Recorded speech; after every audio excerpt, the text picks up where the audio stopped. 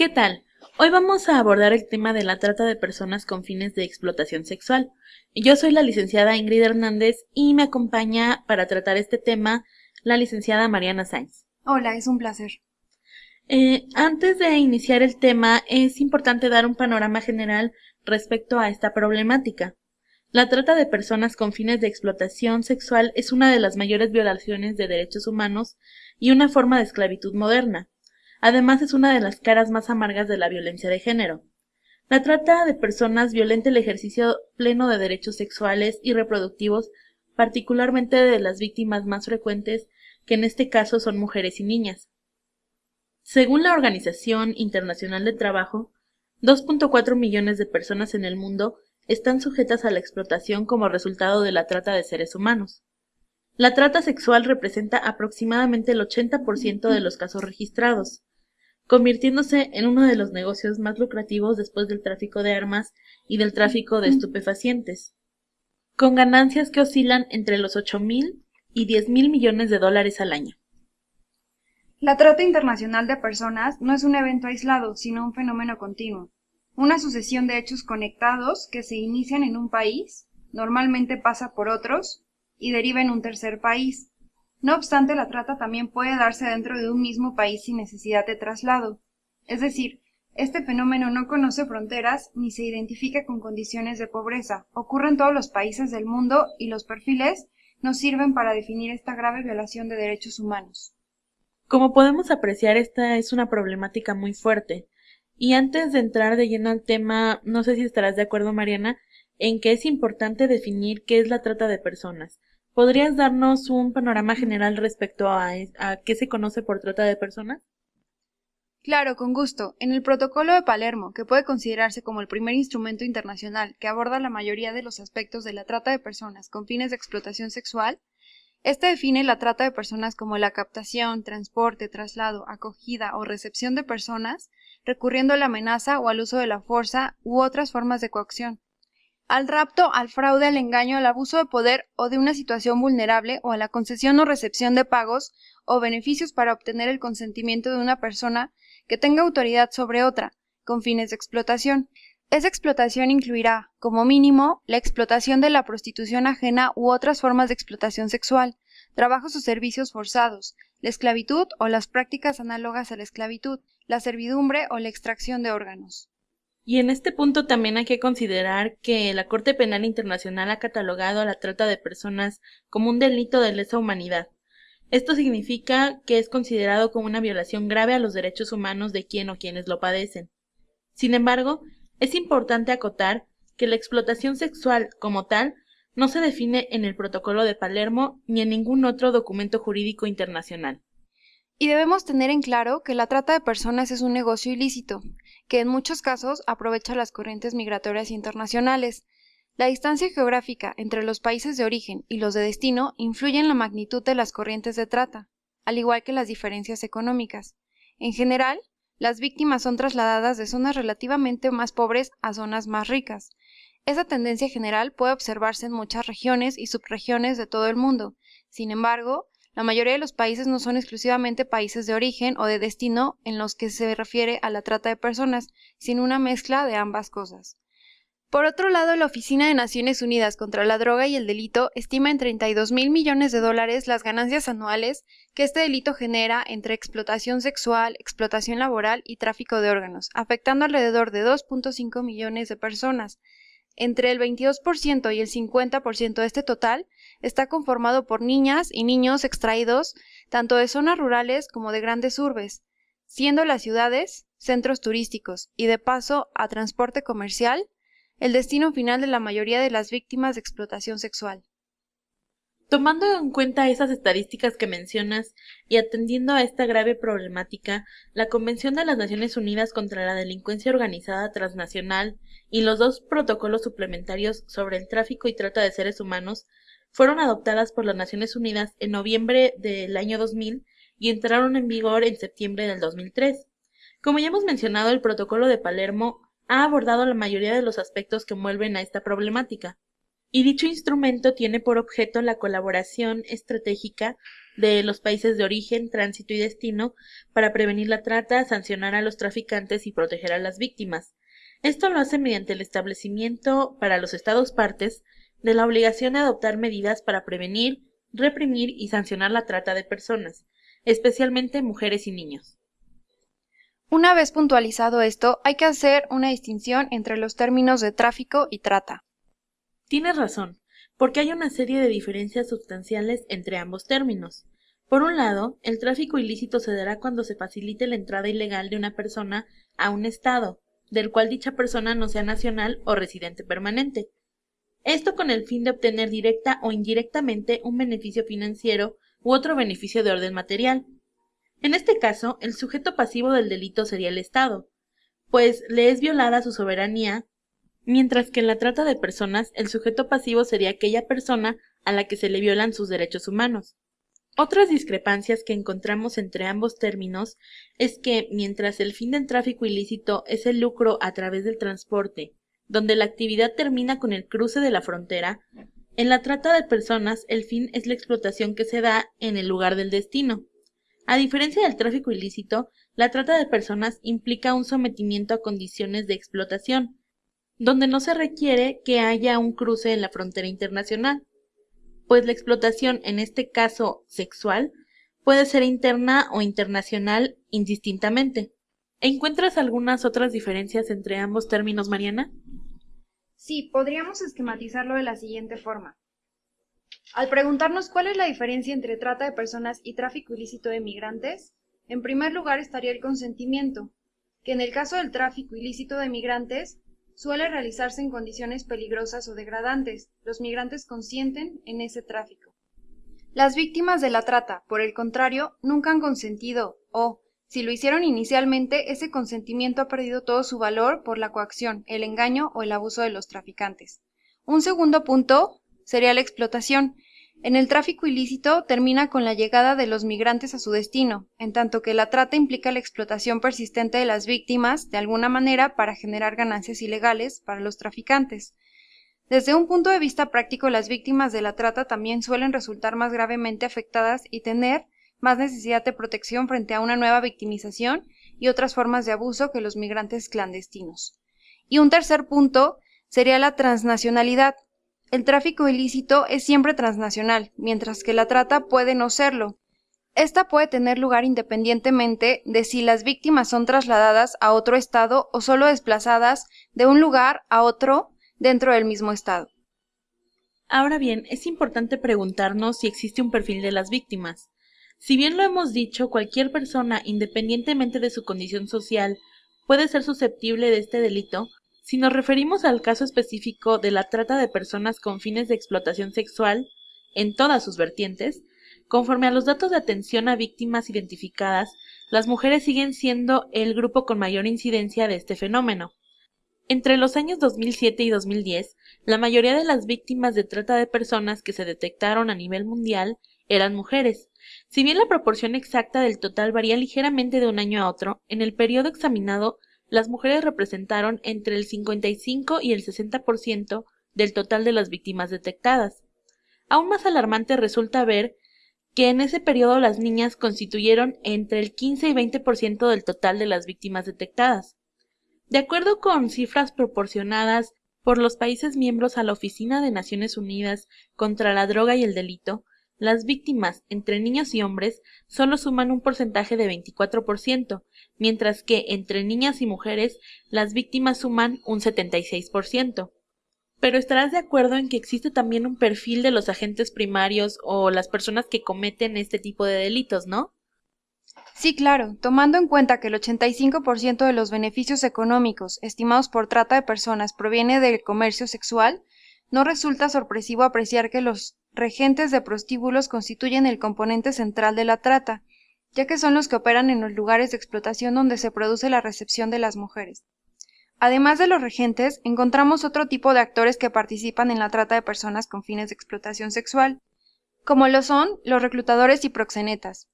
Los reclutadores son aquellos hombres y mujeres que se dedican a captar mujeres para prostíbulos. Estos suelen operar mediante la realización de castings, en las zonas de reclutamiento, en donde ofrecen trabajo para promociones, repartición de panfletos o publicidad en medios masivos de comunicación a las potenciales víctimas. Estos castings se llevan a cabo en hoteles durante un par de días, luego de los cuales las mujeres elegidas son trasladadas a los diferentes destinos de explotación. Otra forma de captación muy popular consiste en que los reclutadores actúan como una pareja y simulan ser un matrimonio, a veces incluso con niños. De esta manera le dan mayor confianza a las mujeres y a sus familias para creer que el ofrecimiento de trabajo como niñeras o empleadas domésticas es real. Sin embargo, cuando se perfecciona el engaño, la víctima se ve envuelta en esta red de trata. En tanto los proxenetas, yo creo que también es importante diferenciarlos de los regentes y reclutadores, porque estos son aquellos individuos que obtienen ganancias de la explotación sexual de una o más mujeres de su propiedad, entre comillas, y estas circulan a través de las distintas redes que hay, pero no cuentan con establecimientos propios para ser explotadas. En términos ideales, aunque no siempre sucede así, se supone que existe un pacto entre el proxeneta y la mujer explotada, donde ella obtiene a cambio de dicha explotación protección, ropa, alimentos y un porcentaje de las ganancias obtenidas por ella, y en ocasiones también estas ganancias se reparten entre sus padres, hijos u otros familiares. Ya que mencionamos ambas partes, ahora debemos hablar de los mecanismos de captación de víctimas. Uno de ellos es el enamoramiento de la mujer a través de establecer relaciones de noviazgo o matrimonio con ellas para posteriormente explotarlas. También, en comunidades indígenas es común que se acerquen a los padres o madres engañándoles con falsas promesas de bienestar para sus hijos o hijas, comprar a estos y finalmente explotarles. Asimismo, se ha identificado explotadores que se escudan en prácticas culturales, usos y costumbres para tener acceso a potenciales víctimas. En relación con población migrante, se ha identificado el uso del secuestro como medio para someter a las personas a diferentes tipos de explotación, en donde pueden mezclarse tanto la explotación sexual como el trabajo forzado. Las niñas y los niños, que son objeto de la trata de personas en sus diversas modalidades de explotación, son captados de varias formas, y aunque no hay un modo único de captación, sí se ha identificado el uso de los siguientes métodos. Uso de la violencia o amenaza de violencia física, psicológica o sexual. Amenaza de ser enviadas o enviados a prisión o ser deportados cuando son extranjeros en situación irregular. Amenaza de represalias directas a sus seres queridos, familias, padres. Decomiso o retención de documentos de viaje o identidad en caso de extranjeros. Presión o chantaje por deudas o supuestas deudas contraídas por ellos o por algún familiar. Aislamiento social y lingüístico cuando se trata de extranjeros que no conocen el país o la localidad en la que se encuentran y de poblaciones indígenas. El suministro de alcohol o drogas y exposición y estigmatización.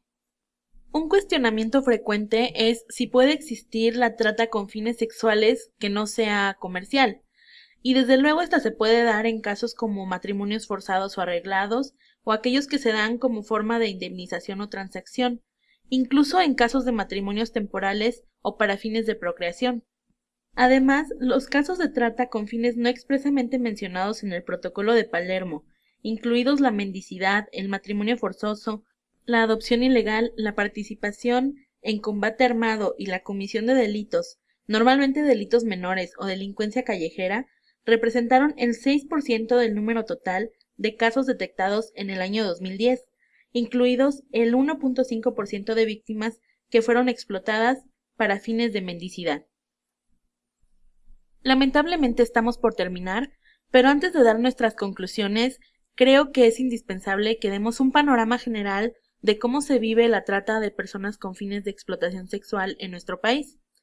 En México, por sus características geográficas, actualmente se considera que nuestro país es un país de origen, tránsito y destino de la trata de personas.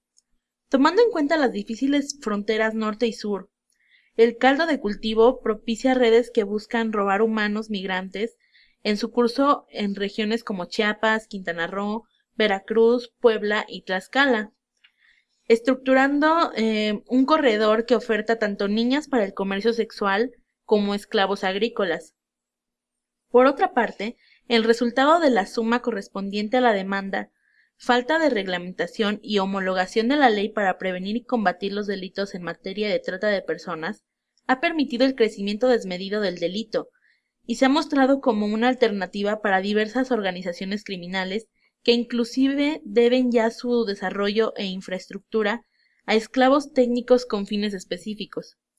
Con respecto al delito de trata de personas con fines de explotación sexual, el panorama no es muy alentador. En México existe la cultura que fomenta no solo la demanda de humanos de manera como si fueran mercancía. También hay regiones que promueven la explotación sexual como una forma de vida.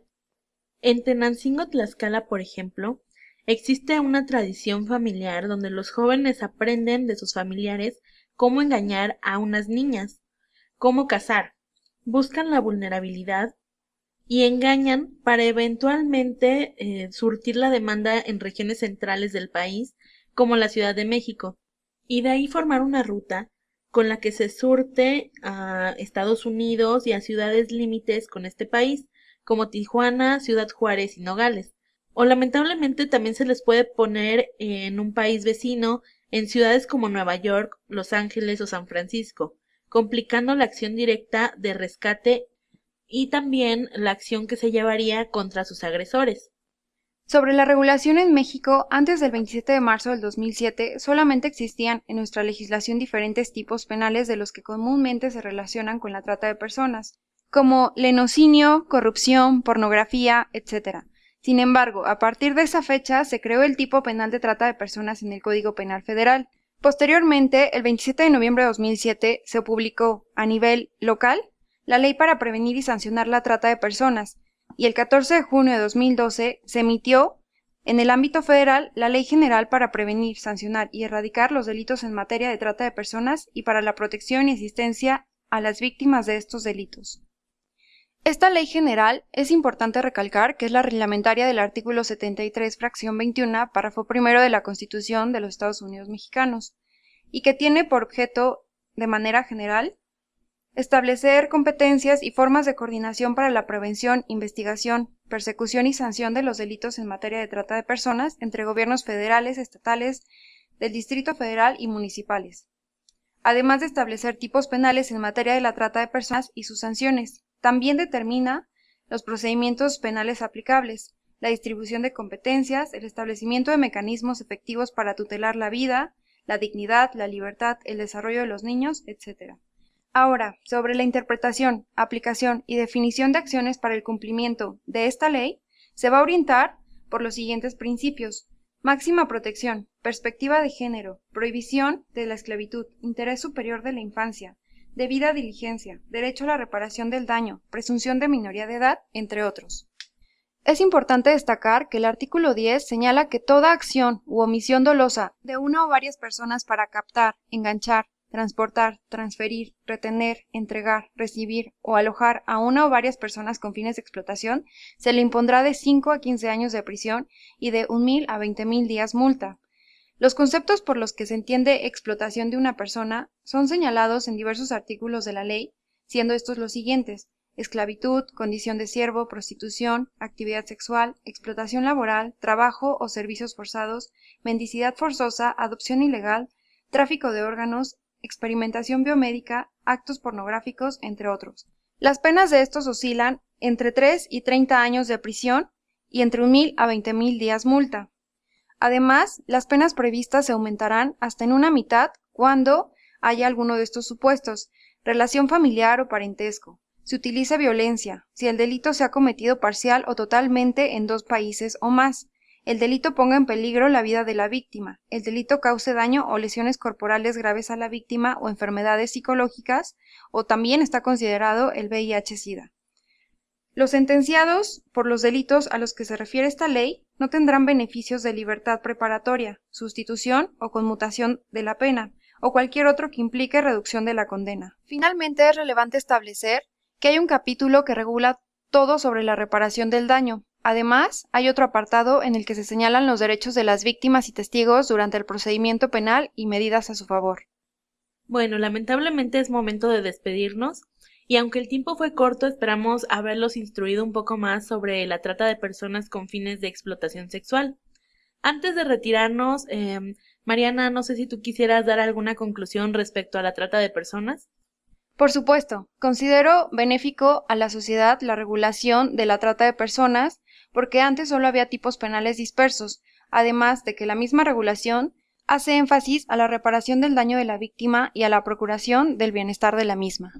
Desde luego, concuerdo contigo en este punto y también es relevante ver cuáles son las estadísticas que se han dado en estos años respecto a las víctimas y a los agentes activos que cometen este tipo de delitos para así poder prevenirlos.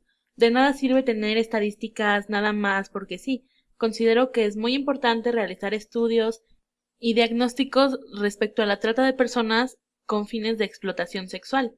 Desde luego, la trata de personas tiene muchas aristas desde las cuales se pueden observar, pero tomando en cuenta que el 85% del mercado de trata de personas es con fines de explotación sexual, es sumamente relevante ver cuál es el origen de esta situación, también el mercado tan potencial que tienen, por qué son tan requeridos los esclavos sexuales, y bueno, pues también ver qué tipo de víctimas son las predilectas de aquellos que cometen este tipo de ilícitos. Desde luego ya vimos que cualquier persona puede ser propicia a este tipo de situación.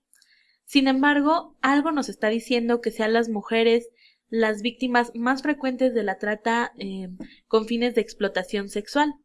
Habría que analizar cuáles son las situaciones de vulnerabilidad en las que caen este tipo de personas para ser las víctimas propicias de la trata con fines de explotación sexual. Por el momento ha sido todo.